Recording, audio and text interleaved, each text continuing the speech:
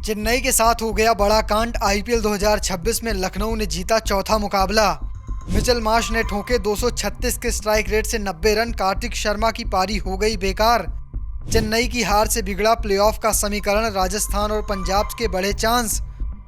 Chennai super king का सामना Lucknow super giant से हुआ था और प्लेऑफ के लिहाज से ये मुकाबला बेहद अहम था चेन्नई के लिए। लखनऊ तो पहले ही बाहर हो चुकी थी, लेकिन लखनऊ ने इस मुकाबले को जीतकर ये बता दिया कि हम तो डूबे हैं सनम, तुम्हें भी ले डूबेंगे। और चेन्नई के लिए अब चीज़ें बहुत खराब हो गई हैं। जहां चेन्नई के चांस लगभग 50% के आसपास थे, इस मुकाबले को हारने के बाद 28% के आसपास बचे हैं। लेकिन चेन्नई की हार 2-3 टीमों के लिए खुशखबरी लेकर आई है, जिसमें राजस्थान रॉयल्स है जो 40% चांस पर अटकी थी, अब उसके चांस 50% के आसपास हो गए हैं। यही हाल है पंजाब किंग्स का, उसके भी चांस अब 50% के आसपास पहुंच चुके हैं। लेकिन टॉप पर जो टीमें हैं उसमें पहली टीम आती है गुजरात, दूसरी टीम है आरसीबी, जो दोनों टीमों के चांस 95% के आसपास हैं। 70% चांस इस वक्त सनराइजर हैदराबाद के भी हैं। तो चलिए आपको इस वीडियो में मैं विस्तार से दिखाता हूं कि किस टीम ने या कहें चेन्नई सुपर किंग्स से कहां गलतियां हो गई, अंशुल कंबोज की कितनी कुटाई हुई और कैसे इस मुकाबले के बाद प्लेऑफ का समीकरण बदल चुका है। टॉस हारकर पहले बल्लेबाजी करने उतरी चेन्नई की शुरुआत अच्छी नहीं हुई। पूरे पावर प्ले में टीम सिर्फ 37 रन ही बना सकी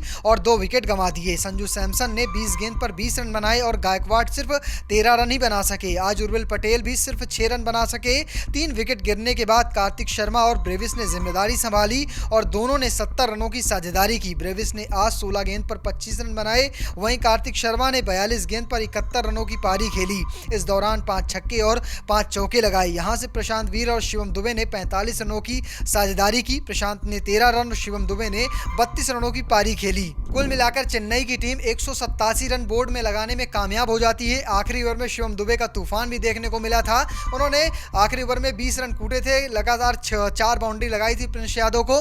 और अगर बात करें पावर प्ले की, तो पावर प्ले में टीम सिर्फ 37 रन बना पाती है, 2 विकेट गंवा देती है। लेकिन मिडिल ओवर्स में टीम 100 रन का आंकड़ा पार कर लेती है और यही सबसे बड़ी उपलब्धि रहती है आज के। और आखिरी में 45 रन आते हैं, थोड़े से रन का 10-5 रन और कम हो जाते हैं। तो इस तरह से चेन्नई की पारी चलती है। आखिर में जिस तरह से बल्लेबाजी होने लगी थी, लग रहा था पिच बल्लेबाजी को फेवर करेगी।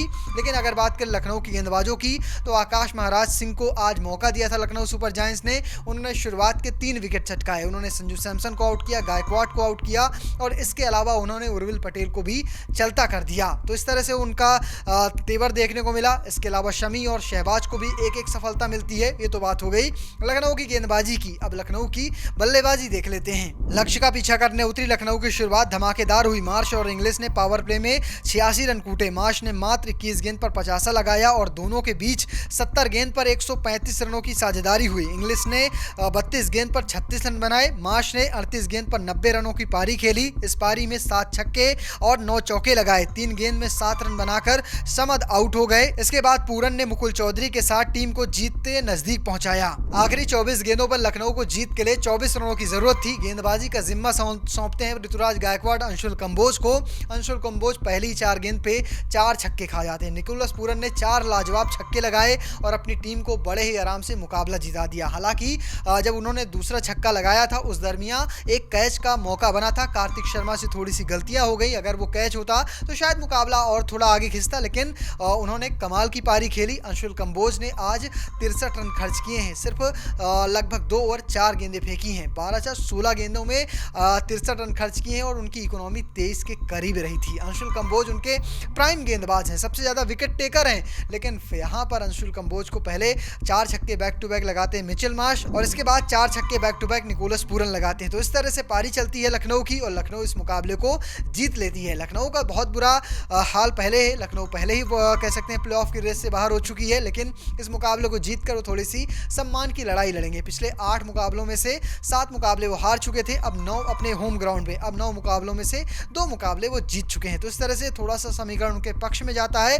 लेकिन चेन्नई के लिए चीज़ें बहुत खराब हो चुकी हैं। चेन्नई अब प्लेऑफ में पहुंचेगी या नहीं पहुंचेगी कुछ भी सर्टेन नहीं है। अब उनके चांस जो हैं वो 28% के आसपास आ चुके हैं। टेबल के टॉप पर अभी भी आरसीबी मौजूद है जिसके पास 16 पॉइंट है। नंबर दूसरे पर है गुजरात जिसके पास 16 पॉइंट है। नंबर 3 पर है हैदराबाद जिसके पास 14 पॉइंट है। इसके बाद आती है नंबर 4 4 पर पंजाब जिसके पास है 13 पॉइंट। अगर बात करें नंबर 5 की तो आज चेन्नई को घाटा हुआ है, वो नंबर 6 पर आ चुकी है, 5 पर पहुंच चुकी है राजस्थान की टीम जिसके पास 12 पॉइंट है। 11 मुकाबले सिर्फ खेले उन्होंने और अगर वो 3 के 3 मुकाबले जीतते हैं तो बड़े आराम से 18 पॉइंट तक पहुंच सकते हैं।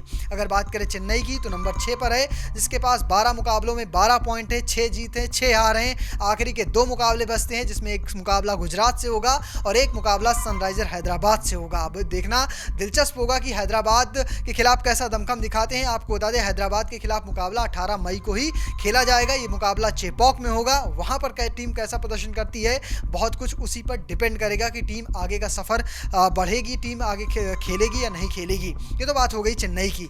नंबर ये टॉप की 6 टीमें हैं, आखिरी की 4 टीमों के चांस बहुत कम है, हालांकि बाहर नहीं हुई, बाहर होने में सिर्फ 2 ही टीमें हैं, एक मुंबई और एलएसजी जो 9वें 10वें पायदान पे हैं।